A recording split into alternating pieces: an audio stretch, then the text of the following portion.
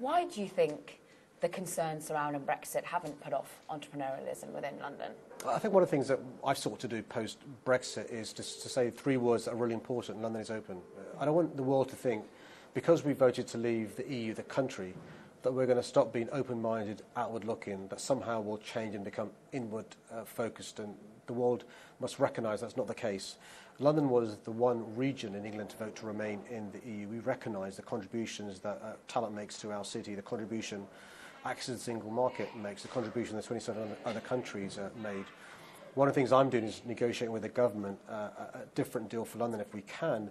In the meantime, my message to the world is we're going to carry on being open to talent, to innovation, to entrepreneurs. One of the reasons why London is the greatest city in the world is over 1,000 years we've been open to people from all different backgrounds, open to different ideas. That's not going to change. What sort of different deal would you want to see for London? The key thing for us is to make sure the government recognises that we need a flexible immigration deal. So I appreciate and respect that people in other parts of the country voted to leave the EU. One of the reasons was concerns around immigration. So whether it's in their interests or not, parts of the country don't want immigration. Well, London voted to remain in the EU.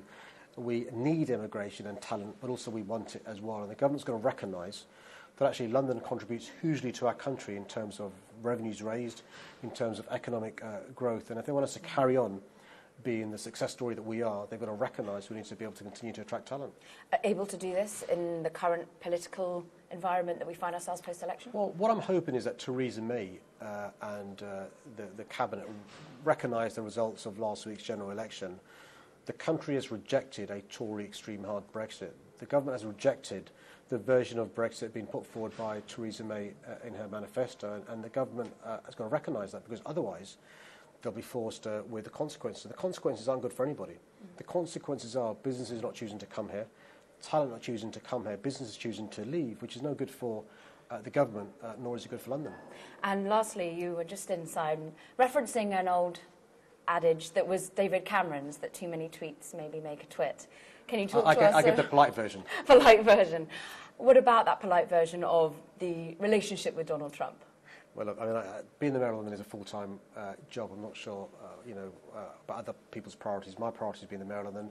I simply haven't got time to deal with tweets from Trump. My views on Donald Trump have been consistent. I mean, the moment that Theresa May decided to invite Donald Trump on a state visit, the moment she decided to offer him a red carpet, I said it was wrong. Wrong for a number of reasons. Wrong because of his views in relation to a Muslim ban. Wrong because of him changing the long-standing, well-respected policy of the USA in relation to welcoming refugees, and a whole host of policies and views that he has. And I said at the time that a red carpet wasn't the right thing to be rolled out for Donald Trump, and we'll wait and see what happens.